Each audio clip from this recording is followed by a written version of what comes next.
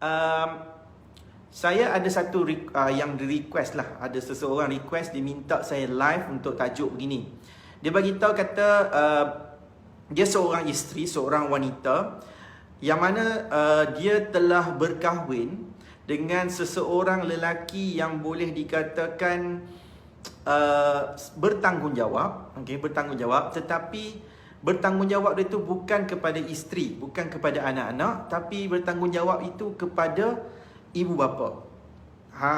Sebabnya bukan takat bertanggungjawab, terlebih tanggungjawab kepada ibu bapa dan juga adik-beradiknya.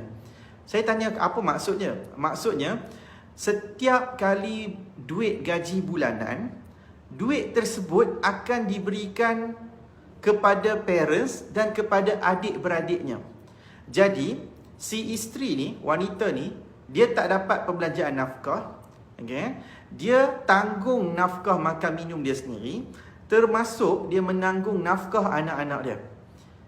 Sebab yang dibagi kita adalah kerana dia kata selepas dia besar, walaupun dia dah berkahwin, bekerja sekalipun, tapi dia kata sebab mak dengan ayah dia ni minta duit setiap bulan. Minta duit setiap bulan untuk macam untuk kata upah membesarkan dulu, dan kemudian dia bagi tahu sebab mak dengan ayah ni tak bekerja, jadi dia terpaksa tanggung. Bukan takat tu saja, dengan adik-adik dia pun dia terpaksa tanggung. So dalam isu begini, dia rasa macam parents dia ni kontrol. Dia kata parents ni kontrol duit dia, duit suami dia. Sampaikan dia terpaksa tanggung untuk makan minum dia sendiri, tanggung nafkah anak, memandangkan dia bekerja. Jadi dia rasa macam dia tak ada nafkah untuk diri dia. So tajuk yang sebegini memang saya percayalah kan, saya rasalah kan, ramai orang yang akan kata dah memang tugas seorang anak kan, mestilah dia kena tanggung. Betul tak? Sebab kita memang sentiasa dibawakan dengan pembawaan secara ortodoks begitu. Saya kena kata ortodoks. Sebabnya pemahaman kita, kalau kita dah besar nanti ni, so kita yang kena tanggung perkara tersebut. Betul. Tapi kita kena ingat, dalam isu berkenaan dengan nafkah, berkenaan dengan keperluan, kita kena tahu dia ada urutan. Siapa yang perlu untuk diberikan keutamaan dalam bab nafkah ni. Jadi ada kadang-kadang seorang ibu bapa yang mungkin tua ni kan, yang ortodok lah, yang lama-lama sikit ni, dia selalu akan fikir macam ni. Lahir anak ramai-ramai, nanti anak ni semua, nanti besar, setiap seorang akan kena bagi duit. Siapa biasa dengar cerita macam tu?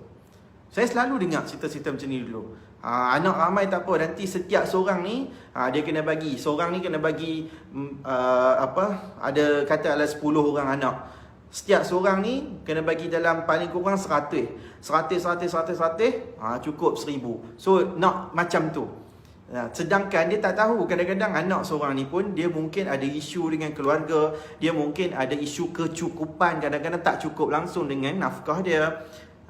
So inilah ritual ritual lah, senario yang selalu berlaku. Senario yang selalu berlaku dalam isu rumah tangga, tentang bagaimana ibu bapa ni kadang-kadang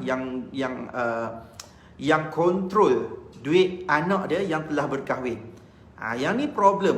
Yang mana kalau setengah wanita ni, dia akan cakap directly, dia macam kahwin dengan anak mak.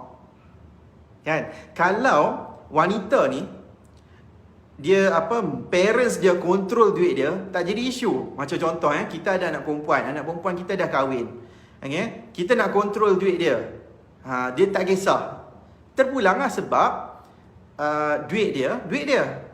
Kalau dia kerja besar macam mana sekalipun, seorang suami tak ada hak untuk nak ganggu duit dia.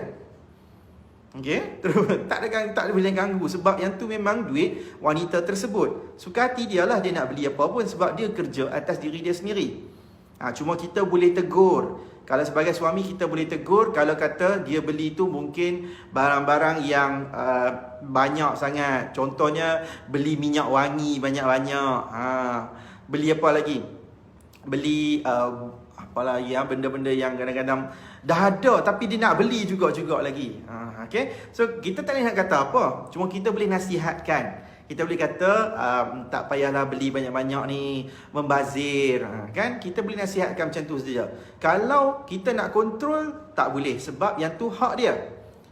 Okay? Sama juga macam parents dia. Kalau parents dia nak kontrol pun boleh terpulang. Kalau dia nak setuju, dia dikontrol oleh parents dia, tak apa. Sebab tugas seorang wanita, tugas sebagai seorang isteri bukan memberi nafkah.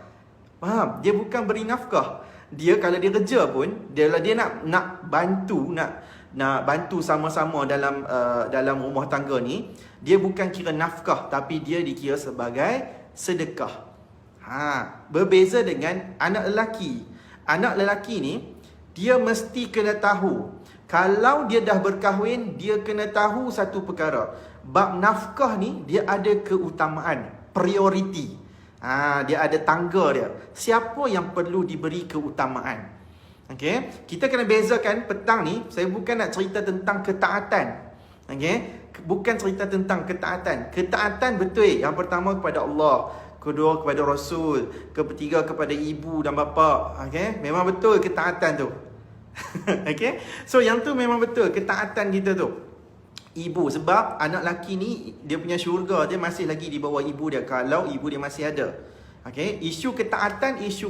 Yang ni bukan isu ketaatan, tapi isu mengenai tentang ranking nafkah. Siapa yang perlu seorang lelaki ni utamakan dalam pemberian nafkah?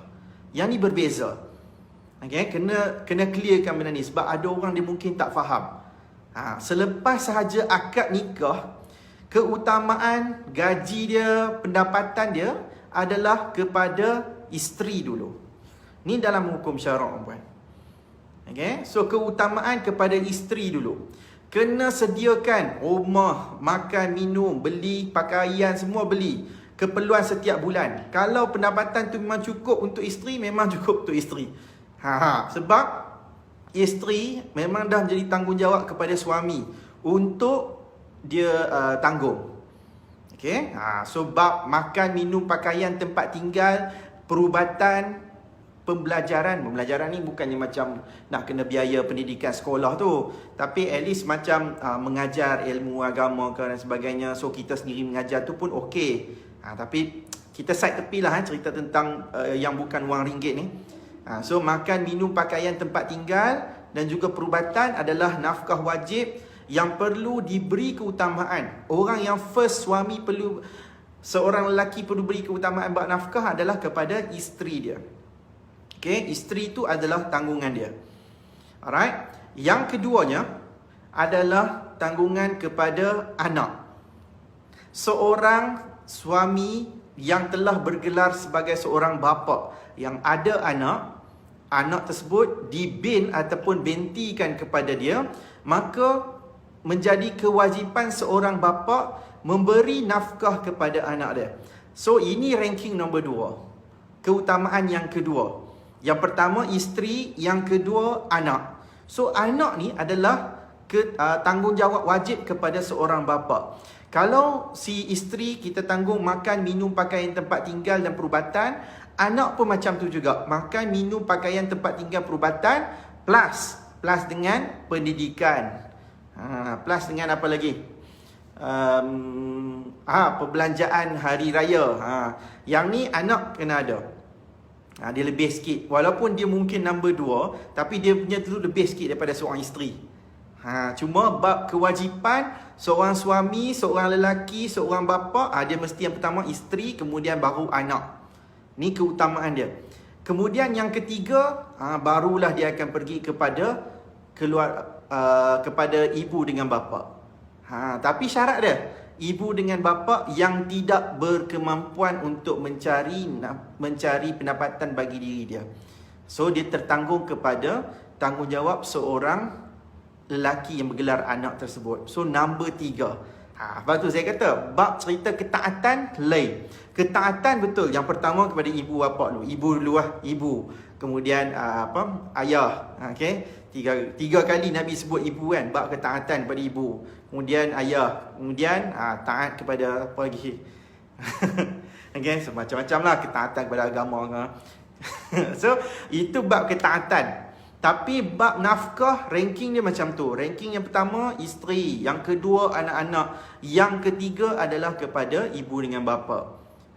Barulah yang keempat tu adik-beradik ke, yang mungkin tak berkemampuan. Yang tu mungkin. Okay? Tapi kita kena ingat, bab nafkah ni, itulah ranking dia. Keutamaan. Kita kena ingat betul-betul keutamaan tu. Sebab ada orang dia tak tahu siapa yang dia nak dahulukan. Ada orang yang dia mungkin abaikan nafkah anak dengan isteri, tapi dia lebihkan keutamaan kepada adik-beradik. Saya selalu tegur kepada hal-hal sebegini, perempuan. Sebab kadang-kadang dia kata, sebab adik saya ni kerja lagi, siapa nak tanggung dia? Okey, tak apa. Boleh, memang boleh tanggung. Tapi jangan sampai kita dah tak ada langsung nafkah kepada anak isteri. Sebab itu keutamaan paling penting. So nak jadi seorang lelaki ni, dia bukan jadi seorang lelaki ni berat sebenarnya. Dia berat sebab kita tak nampak apa kesan kalau kita tak patuh. Tapi kita kena ingat, dalam keadaan kita mungkin rasa macam tak apalah, biar pilah, dia pandai lah nak kerja sendiri, cari makan sebagainya. Ingat mungkin kita terlepas di dunia. Tapi di akhirat kelak, kalau katalah kita hampir-hampir dah nak masuk syurga, kalau kena tarik masuk neraka tu, macam itulah perumpamaan dia. Sebab kita tak boleh nak menentukan keutamaan kepada siapa untuk kita beri nafkah tersebut. Okay? So bab bapa dengan ibu ni, bab nafkah dia jatuh nombor 3. Jadi bila jatuh nombor 3 ni, tak betul lah kalau kata seorang bapa nak kontrol bab perbelanjaan anak dia yang dah mungkin dah bekerja, dah berkeluarga dan sebagainya. Kalau katalah masih belajar, baru kerja contoh dia, dia rasa macam aku kena kontrol anak aku ni. Contoh kan, kita ada anak yang baru grad, dia baru start kerja. So kita rasa macam duduk dengan kita lagi ni, kena kontrol lah. Pendapatan bagi kat abah, biar abah tolong manage. Tak apalah, terpulang kan. Kadang-kadang mungkin ada yang macam tu. Kalau kata nak kontrol. Tapi once dia dah berkahwin, once seorang anak lelaki dah berkahwin, kena bagi dia tahu itu tanggungjawab dia. Kita kena cuba belajar ubah, belajar ubah pemikiran kita supaya kita tidak menjadi kebergantungan kepada anak. Seriously perempuan, kalau katalah kali ni kita masih ada mentaliti besar nanti anak aku akan jaga aku, insya-Allah kita akan sambungkan generasi ni macam tu lah sampai sekarang. Bukan sebab nak sekata derhaka, tak, tapi kita nak bagi ada tanggungjawab. Bagi nak dia faham tentang tanggungjawab yang pertama kepada siapa dulu. Tanggungjawab mentaati itu lain, tanggungjawab untuk menafkahi itu lain. Alright, sebab kalau seorang suami gagal untuk bagi nafkah, gagal tu maksudnya kadang-kadang mungkin culas, kadang-kadang mungkin tak dapat langsung. Ingat, yang tu adalah sebagai hutang. Hutang ni kalau kata tak dijelaskan, dia boleh jadi satu dosa. Boleh jadi benda yang digantung. Boleh jadi digantung dalam kehidupan kita ni. Once kalau kata meninggal, tak ada settle hutang semua tu, percayalah, saya percaya ramai orang yang menonton sekarang ni yang akan kata hutang ni bahaya, kalau kata tak settle ni tergantung roh kita kan. Macam tu lah. So kita pun rasa macam bahaya yang akan menempa nanti di akhirat kelak. Itulah cerita tentang nafkah ni. Alright, so keutamaan tu adalah satu perkara penting. Jadi kalau anda rasa macam perkongsian petang ni jelas, straightforward kan, mudah untuk faham, saya minta anda untuk tekan share. Tolong tulis tajuk. Tekan share sekarang, dan juga tulis tajuk. Tulis tajuk petang ni adalah ni step back. Siapa ranking nafkah? Gitu. Kan? Baru senang. Orang kadang-kadang dia tak tengok ni video apa. Ni siapa dia Mamat bunga-bunga ni? Background belakang Khairul Fahmi Associate. Tulis apa? Syar'i lawyer. Tak pun tulis kata ni peguam dah cakap. Kan? Kan Puan Syakila kata jelas dan mudah faham. Thank you.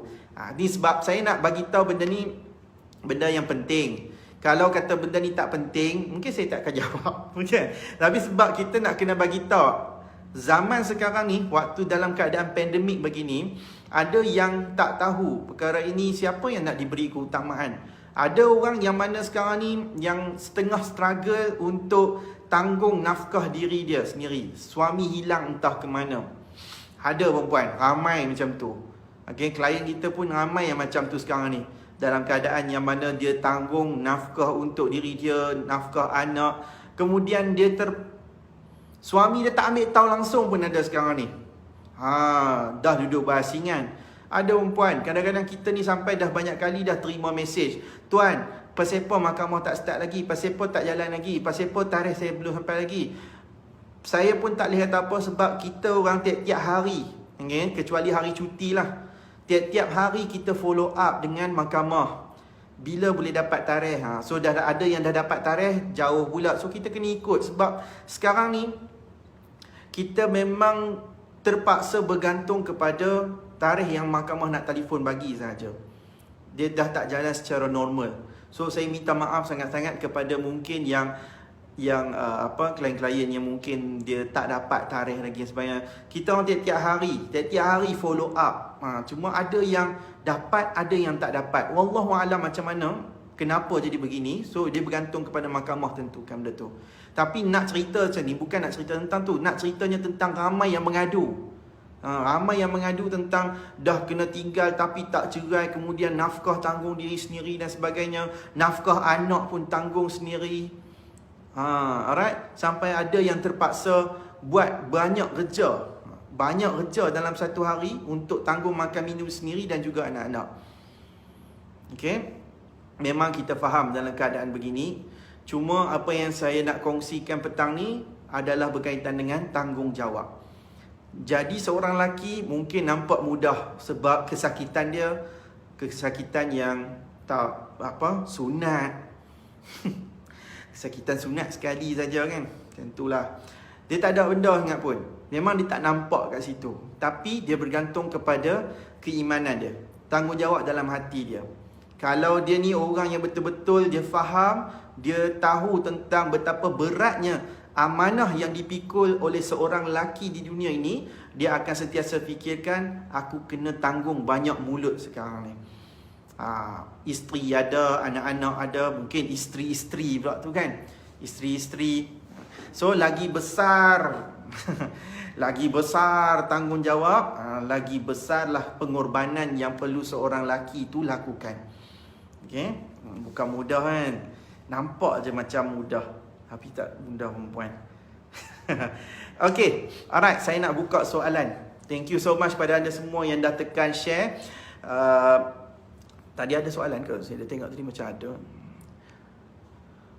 Kak Kia kata apa? Selalu yang jadi macam tu sebab dia anak mak dah nikah, mak masih campur tangan dalam rumah tangga anak, sepatutnya tak perlu. Betul. Kita kena buang benda ni Kak Kia. Kita kena cuba untuk kita panggil berdakwah lah. Kita cuba untuk terangkan kepada orang, bila sudah berkahwin, anak mak ni dia still kena taat, betul. Okay, kena jaga mak.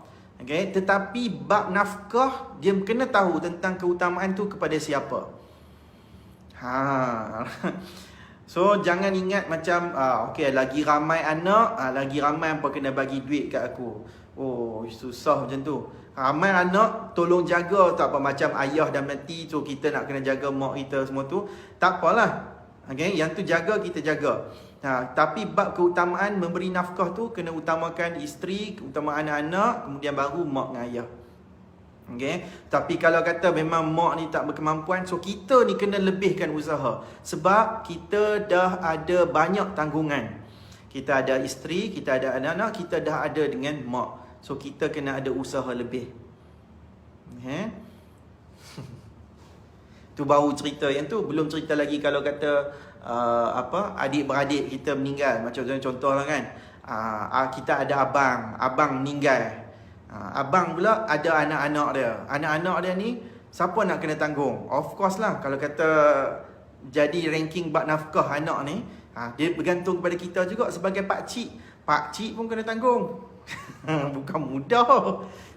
Aduh, jadi lelaki beginilah. Tak apa, kita bukan, saya bukan nak sekolahkan orang, okay? Tapi saya nak memberi peringatan juga. Peringatan kepada diri sendiri dan juga peringatan kepada semua yang lain juga, okay? Sebab jadi lelaki ni is all about tanggungjawab, responsibilities. Minum dulu Botol ayak tak habis-habis.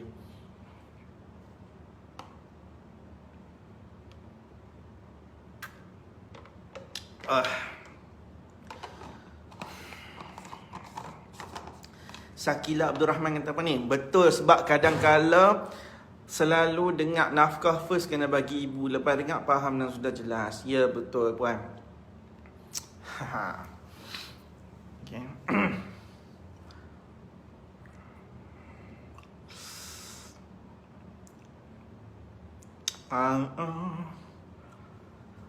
Zelina ZA kata nampak mudah tapi jangan dipermudahkan. Betul. Jadi kalau kita sebagai seorang bapa dengan sebagai seorang ibu pun, nanti kalau anak kita dah kahwin pun jangan kita buat macam tu. Okay? Anak saya kecil lagi. Anak kecil lagi, tak adalah cerita sampai nak kahwin kan. So siapa-siapa yang mungkin perempuan dan tuan-tuan yang mana ada anak yang dah dewasa, yang dah nak, kita ni dah nak terima menantu lah. Mungkin ada yang di kalangan anda ni yang dah ada menantu sebagainya kan. So kita jangan kontrol nafkah perbelanjaan anak kita. Dia dah dewasa tapi kita bagi nasihat, ya. Alhamdulillah, bagi nasihat tu okey. Okay, selebihnya tu biar dia tahu bagaimana dia nak menguruskan, dan ajarkan dia untuk belajar bertanggungjawab kepada siapa? Kepada isteri, anak-anak dan kepada kita. Okay? Kita pun kena ada mentaliti lah. Kalau kata nanti tua nanti ni, kita kena ada fikirkan macam mana kita nak jaga diri kita sendiri. Kita kena ada mentaliti begitu. Mentaliti tidak bergantung. Mostly di kalangan kita ni, kita akan sentiasa, minta maaf lah kalau saya cakap kebanyakan daripada kita ni akan sentiasa ada mentaliti untuk bergantung. Maksudnya kita akan dah set dah siap. Nanti aku dah tua nanti ni, yang ni kena jaga, yang ni kena jaga. Kita ada mentaliti bergantung macam tu dah. Okay? So kita kena buang jauh-jauh benda tu. Mentaliti kebergantungan ni, dia akan menyebabkan kita dah set yang kita tak mampu untuk lakukan segalanya. Umur ni adalah numbers. Selebihnya tu adalah kekuatan untuk kita sendiri. Okay? That's why kita kena beringat, umur kita ni, walaupun mungkin saya jadi kurang ajar pula kalau kita nak mengajar orang tua kan. Tapi saya mungkin boleh berkongsi lah, kita boleh bagi tahu, kalau kita dalam keadaan yang masih muda lagi, kita kena tahu belajar untuk cari simpanan masa hadapan, supaya kita tidak ada mentaliti bergantung. Okay? So itu je lah.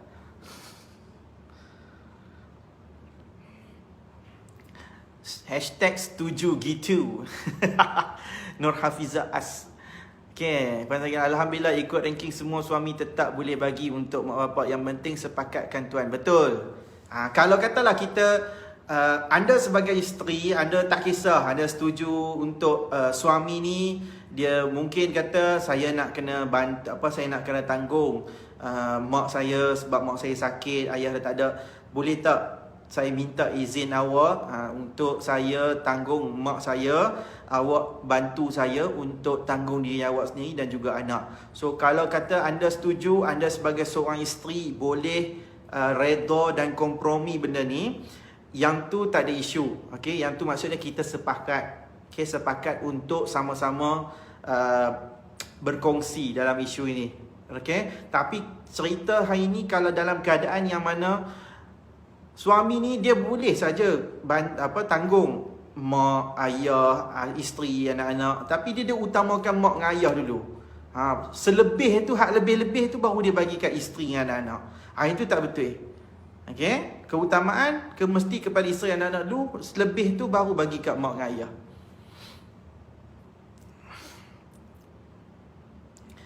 Nur Azian Nan, macam mana dengan ibu mertua yang kontrol anak, tak bagi anak belanja untuk anak isteri? Ibu mertua kontrol anak, tak bagi anak belanja untuk anak isteri. Okey. Tapi lebihkan family sendiri, sedangkan bapa mertua seorang yang berkemampuan. Kos perubatan juga anak yang tanggung, sedangkan ada bapa mertua yang mampu. Kahwinkan anak tapi harta anak isteri tak boleh sentuh. Isteri sendiri terpaksa tanggung kos perubatan sendiri. Inilah cerita kita Puan Nur Azian. Cerita kita petang ni adalah berkaitan dengan keutamaan tu. Alright, ibu mertua ke ibu sendiri pun tak boleh kontrol. Tak boleh bagi tahu kata kena bertanggung banyak ni, yang ketanggung banyak ni, tak boleh. Okey? Sebabnya bab nafkah ni adalah bab yang perlu untuk seorang suami tu tahu sendiri siapa yang dia perlu jaga tanggungjawab tersebut. Okey, dia tak boleh orang lain kontrol. Kalau dia mungkinlah dia ni ada isu berkaitan dengan tak pandai mengurus wang, tak pandailah nak urus siapa bahagian tertentu. So dia nak ada orang guide lain. Okey, guide tu okey lah. Nak bagi panduan. Okey, saya nak kena bayar ni banyak mana terpulang. Alright. Biasanya laki macam ni. Dia pandai cari duit tapi dia tak pandai nak bagi bahagian bayar ni. Jadi dia bagi dekat isteri, so isteri handle kan. Boleh jadi juga kan. Cuma isu yang tu adalah isu handle, pengurusan. Tapi kalau isu berkenaan dengan kongkong, anda tak boleh. Kita tak boleh sebagai seorang bapa kongkong perbelanjaan anak yang dah berkahwin. Kalau dia nak belanja untuk isteri, dia kena utamakan untuk isteri, untuk anak-anak dulu. Kalau mertua lagi tak boleh nak kongkong perkara tersebut. Okey. Natrah Rosli. Tuan, sekiranya suami dah cukupkan nafkah hak isteri dan anak dari segi keperluan dan lebihan tu diberikan kepada bapa, tapi si isteri tetap kata tak cukup, macam mana ya?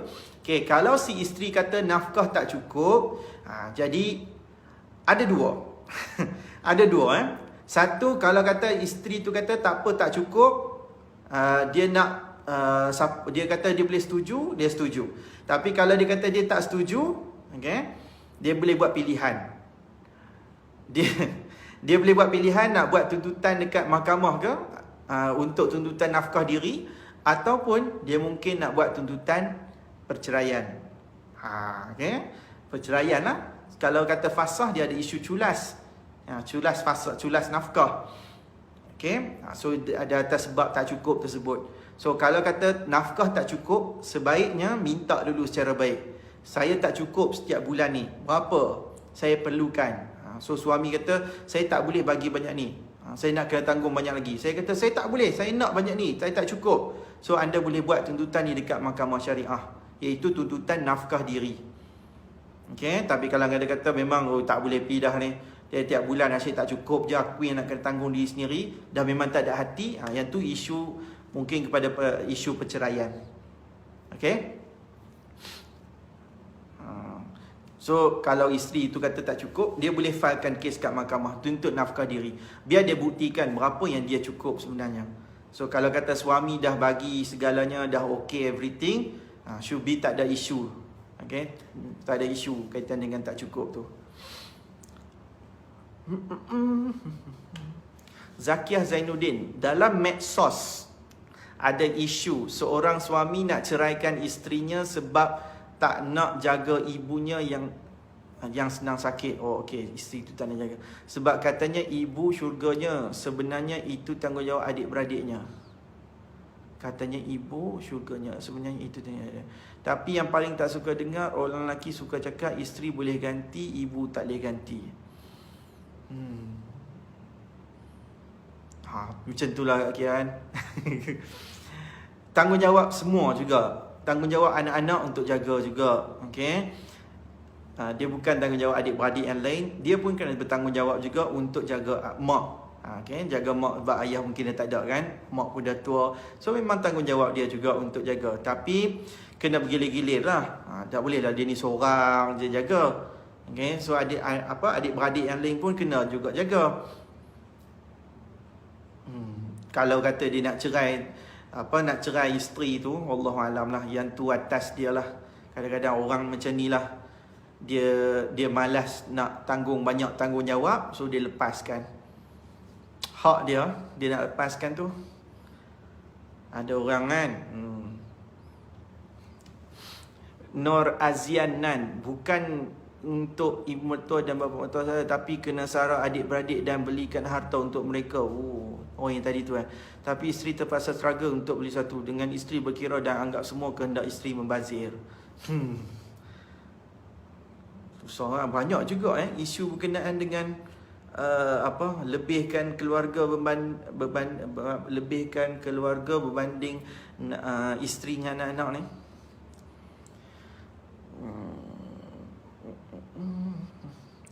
Hashtag isteri first.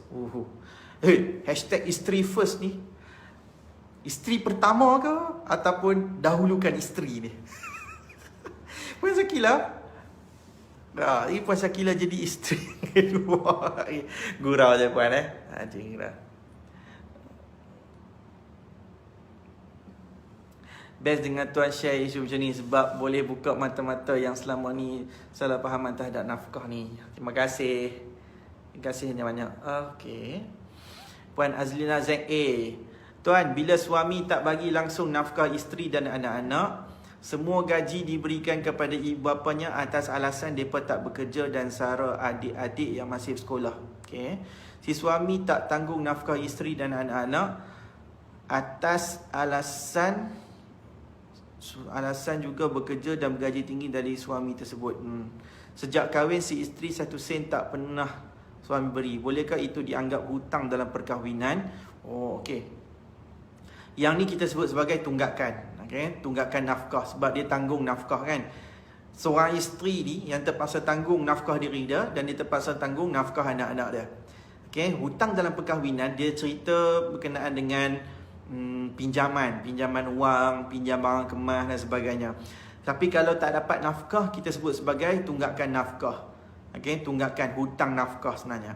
So tunggakan nafkah ni dia cerita dia kita kena ada satu perintah. Okey, kena ada satu perintah nafkah sebaiknya. Sebab kita pun tak tahu berapa jumlah yang sepatutnya kita terima setiap bulan. Okey, bukan kita nak claim.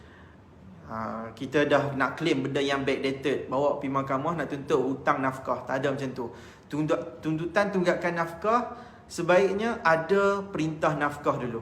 Bila ada perintah nafkah baru kita boleh claim tunggakan nafkah. Sebab berat kita nak tunjukkan berapa yang selayaknya kita terima hutang tersebut. Macam bank nak tuntut hutang kereta, dia tahu berapa banyak tunggakan. PTPTN contohnya kan. Macam saya baru banyak cerita PTPTN. Dia tunjuk berapa tunggakan. Sebab apa? Sebab dia tahu perbelanjaan pinjaman saya banyak ni, so saya kena bayar banyak ni, so saya ada tunggakan. So itu baru cerita tentang tunggakan yang sebenar. Tapi kalau bab nafkah, kita nak cerita macam mana? Kita pun tak ada benda yang diperjanjikan. Berapa nafkah setiap bulan? Berapa nafkah yang kita tanggung tersebut, yang kita nak claim ni balik, yang kita nak tuntut sebagai hutang ni balik. Okay? Benda ni semua kita kena clear dulu. Tapi sebaiknya apa yang saya nak cadangkan, kalau kita nak tuntut tunggakan nafkah, make sure kena ada perintah nafkah dulu, untuk memudahkan.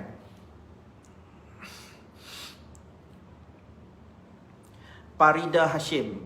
Tuan, macam mana kalau mak tu ibu tunggal tak ada pendapatan, anak pula baru habis belajar belum berkahwin, kerja pun baru part time je, boleh ke ibu harap duit anak tu? Anak pula tak cukup duit nak kahwin. Yang mana satu lebih penting tuan? Saja tanya je. Terima kasih. Jawapan saya adalah dia perlu tanggung mak dia. Sebab dia tak kahwin. Orang, dengar betul-betul hukum berkahwin asalnya harus. Okey, hukum berkahwin ni asalnya harus. Okey. Kalau seorang lelaki ni dia dah berkemampuan, dia sunat untuk kahwin. Dia dapat pahala sunat lah kalau dia kahwin. Kalau dalam keadaan yang memang dia dah tak boleh kawal perasaan dia, nafsu dia tu, dia jatuh hukum wajib untuk berkahwin. Kalau dia berkemampuan. Tapi kalau katalah dia tak berkemampuan dari sudut kewangan, dari sudut untuk ada tanggungjawab yang lain, kalau dia kahwin tu, dia boleh menyebabkan tanggungan yang lain tu dizalimi. Contoh dia seorang anak lelaki, satu-satunya anak lelaki harapan, baru keluar grad, tak dapat kerja lagi, kerja pun part time je. Mak pula sakit, tapi dia nak kahwin, tak boleh perempuan. Okay, tak boleh. Takut saya tak boleh nak kata benda ni jatuh terus. Takut dia jatuh kepada hukum haram. Takut sebabnya dia tak berkemampuan. Kalau dia kahwin, nanti anak isteri tu nak makan apa? Satu. Kemudian dia akan menyebabkan mak dia pula yang dizalimi tu. So, bagi orang yang tak berkemampuan, be rational. Okay, be rational. Saya selalu cakap macam ni. Nak kahwin ni, dia bukan anggap kahwin hari ni, esok rezeki mai. Tak macam tu perempuan. Okay, betul, saya boleh katakan betul, rezeki akan bertambah luas kalau kata lepas kahwin. Okay, tapi dia bukan mai bergolek macam tu sahaja. Dia kena ada inisiatif ataupun usaha. Tapi usaha tu kena buktikan daripada sekarang. Kalau nak kahwin tu, be rational. Okay? Zaman sekarang ni bukan zaman yang kita kata macam tak apa, duduk bawah jambatan pun boleh hidup. Tak boleh macam tu. Okay, kita kena ada preparation betul. Dulu perempuan, okay, saya pun mengakulah. Saya pun dulu macam tergesa-gesa juga nak kahwin. Okay? Tetapi Alhamdulillah Allah SWT bagi rezeki yang banyak juga kepada saya untuk kembangkan career dan juga life supaya lebih stabil. Dan saya percaya nasihat orang tua dulu pun kata betul, nak kahwin tu biar dapat kerja elok-elok, biar semua dah stabil baru kahwin. Saya percaya yang tu benda yang betul. Okay, biasalah masa zaman muda dulu tu dia macam push, eager tu nak kahwin tu kan. Tapi dalam keadaan kita masih dalam keadaan belajar dan sebagainya. Bukan tak boleh kahwin masa zaman belajar, boleh. Okay, tapi kesediaan dan kemampuan kita tu, kesediaan memikul tanggungjawab dan kemampuan kita untuk pikul tanggungjawab tu. La imana liman la amanata lahu. Tidak dikira beriman seorang yang tidak beramanah. Bukan mudah perempuan nak kahwin ni. Kita kena ada amanah dalam bab nafkah. Kena sediakan tempat tinggal. Dia tak boleh macam kahwin je, tak apa kita bina pondok-pondok dekat hutan. Tak boleh macam tu. Tak realistik. Benda ni mau mengarut perempuan. Okay, so kalau katalah memang tak berkemampuan betul, kerja part time dan sebagainya, ada mak, utamakan mak dulu. Okay, InsyaAllah rezeki akan lebih bertambah banyak nanti ni. Kalau kita jaga mak kita dengan baik, nanti rezeki bertambah banyak. Nak kahwin, kahwinlah. Usaha tu kena penting. Pendekatan saya realistik. Saya tak boleh nak kata tak apa, kahwin je nanti semua selesai masalah. Tak boleh macam tu. Buat salah sikit lagi, kahwin je lah. Contoh kan, ada orang kata apa, budak ni ini dah besar dah ni, dah buat perangai teruk lagi, bagi menikah buang lah. Tak boleh macam tu. Kena ada mentaliti untuk suruh dia belajar. Okay, anak kita kan mungkin contoh ada yang tak berapa nak betul lagi kan. So tak berapa nak betul tu, kita tak boleh kata menikah lah kot nanti ni, kot nanti ni boleh berubah. Tak boleh. Kita kena, kalau nak berubah tu kena sebelum daripada tu lagi berubah. Kalau kata nak kahwin, kena belajar untuk cari pendapatan supaya ada kemampuan yang stabil untuk tanggung macam-macam pihak. Okay?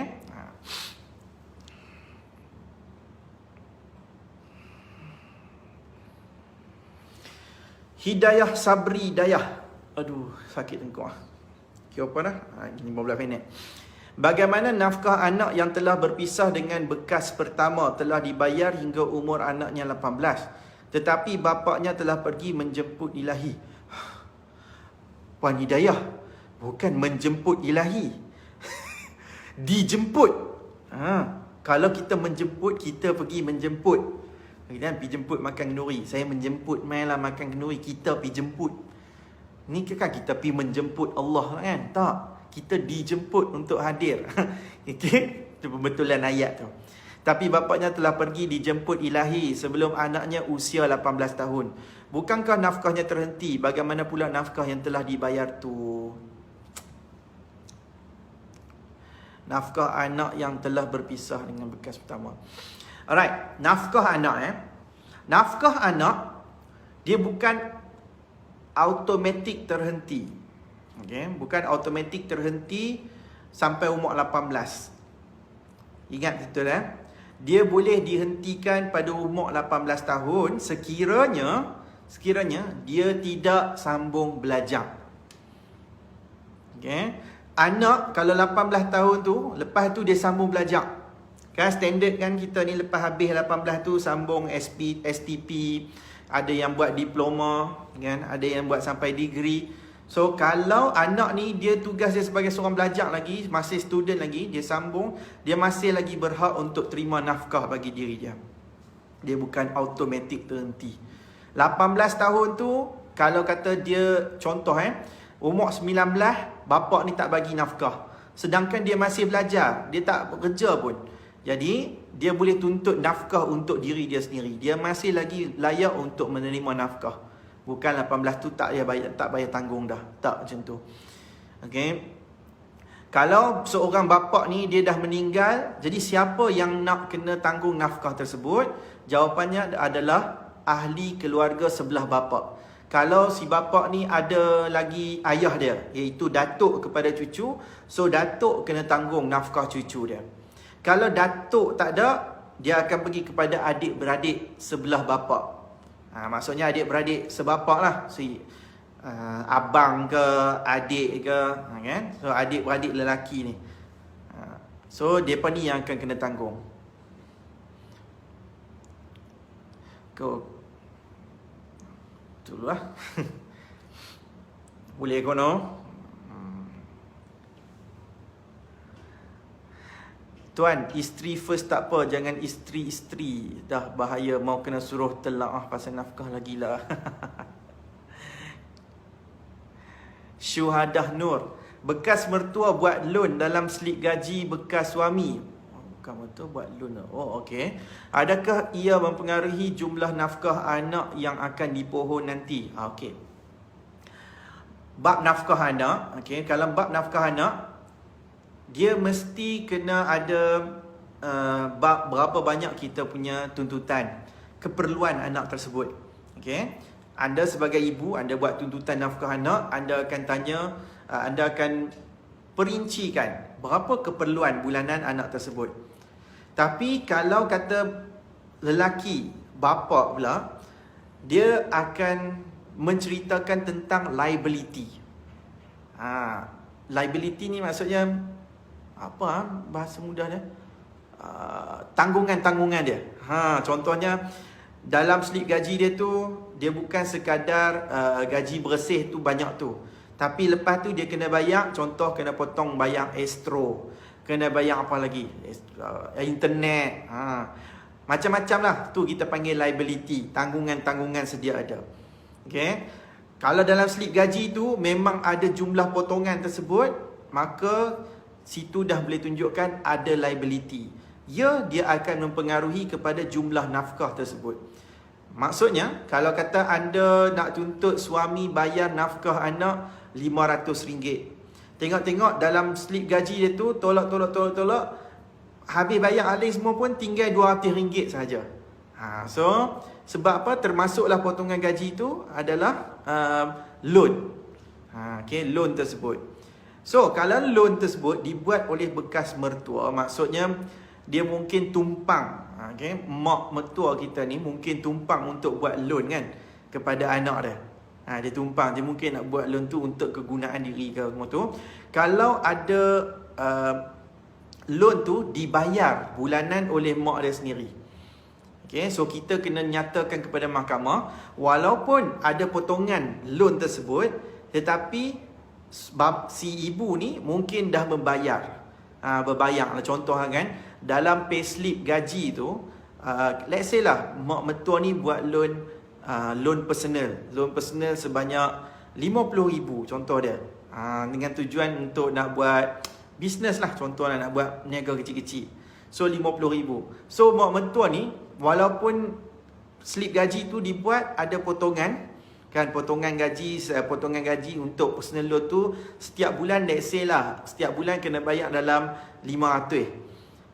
So 500 potong tersebut, kita kena nyatakan pada mahkamah yang 500 tu adalah potongan personal loan yang dibuat oleh mak mertua.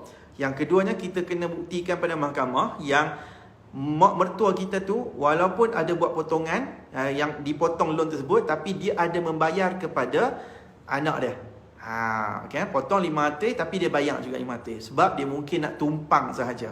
Depends on bagaimana kita nak buktikan kepada mahkamah, adakah dia membayar ataupun tidak. So kalau katalah kita dapat buktikan yang mak mertua kita ni bayar hutang yang dibuat tersebut, maksudnya gaji anak tu dia tak berkurang, gaji anak dia tu banyak lagi. Begitulah. Faham ke? Faham tak kot? doa ibu itu mustajab. Betul. Jaga ibu, jaga hati mereka. Maaf tuan anak yang tolong taib. Tak ada, saja je. Okey. Tanggungan semasa dengan sedia ada. Okey, alright. Bila live macam ni pun sakit belakang nak ibu puan. Tak tahulah. Okey. Saya rasa itu sajalah kot setakat ni. Eloklah, pukul 4 lah. So thank you so much. Terima kasih tuan atas penjelasan tuan tadi. Taklah takut sangat saya nak minta duit anak-anak untuk sara hidup. Ya. Kita tuntut, kita ingat macam ni lah. Bila kita nak buat tuntutan di mahkamah berkaitan dengan nafkah anak, bukan untuk kita, tapi kita tuntut untuk nafkah anak-anak tersebut. Anak-anak kita, anak-anak dia juga kan. Tapi disebabkan tanggungjawab wajib ni kepada bapa, so kena bagi satu perkara yang boleh menyebabkan dia tahu itu tanggungjawab dia. So dalam isu berkaitan dengan nafkah ni, so far faham aku dong kan? Saya cerita tentang tanggungjawab ranking. Siapa yang perlu diberi keutamaan? Yang pertama kepada isteri, kedua kepada anak-anak, dan yang ketiga kepada ibu dengan ayah. Bab nafkah. Bab ketaatan, ibu. Taat kepada ibu. Bapa. Okay, kemudian taatlah kepada isteri. Okey, itu saja daripada saya. Saya rasa saya nak mengucapkan sekali lagi terima kasih kepada anda yang tekan like ni. Thank you so much. Daripada anda yang komen, yang banyak tanya soalan, okey. Yang tekan share. So saya thank you so much. Saya nak ucapkan pada anda yang tekan share video live ni. InsyaAllah kalau kata video live ni dah habis nanti pun, siapa yang tonton lepas ni tekan share juga. Okay, tekan share, post dekat wall anda supaya ini menjadi satu dakwah kita untuk kita ajarkan perkara ni tentang kepentingan untuk dan tanggungjawab berkaitan dengan nafkah. Okay, alright. So jangan kontrol, jangan orang lain saja nak kontrol buat nafkah ni pula. Okay, itu saja daripada saya. Terima kasih. InsyaAllah, supaya saya nak bagi tahu, esok jam 3 petang. Siapa yang ada ke lapangan, saya nak jemput. Esok kita tonton Mingguan Wanita. Okay, kita nak tonton Mingguan Wanita sebab esok saya akan live bersama dengan Mingguan Wanita di Facebook Live. Kalau tidak, boleh juga masuk TV kan. Sorry lah nak buat macam mana kan. Sebab Mingguan Wanita sekarang ni dia dah buat secara live Facebook macam ni. So live dengan Mingguan Wanita esok, tajuk dia berkaitan dengan artikel yang saya pernah post baru ni. Tajuk apa artikel tu? Saya pun lupa dah. Okay, tapi tak apalah. Nanti kita akan upkan poster tu sebab Mingguan Wanita pun dah upkan poster. Nanti kita akan postkan poster tersebut. Saya jemput untuk anda esok. Join live Mingguan Wanita, kita akan kongsi bersama. Okay, dan juga hari Jumaat malam. Berterusan hari ni Rabu, Khamis, Jumaat malam lagi. 3 hari live dengan hampa ni. Okay, thank you so much pada anda semua. Saya minta ampun dan minta maaf anda ada salah dan silap. Daripada saya Fahmi Ramli, wabillahi taufiq wal hidayah. Wassalamualaikum warahmatullahi taala wabarakatuh. Jumpa lagi. Bye bye.